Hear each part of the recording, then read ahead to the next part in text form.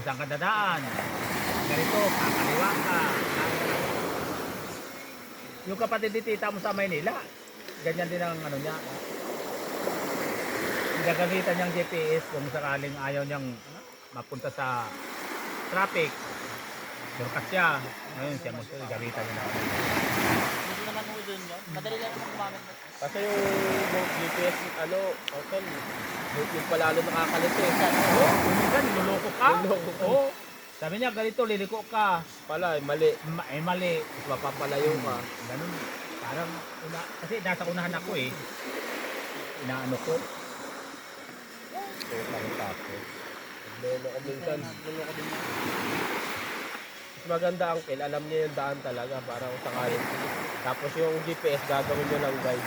Pero mas alam niya yung daan. May pag nagpasok ka na ng ano eh. Pagkapasok mo ng San Antonio, diretso yung doon. San Antonio? Ay, saan na anong San Antonio? Kamalit. Kung wala na lang yun, diretso na. Mas lalo madaling araw.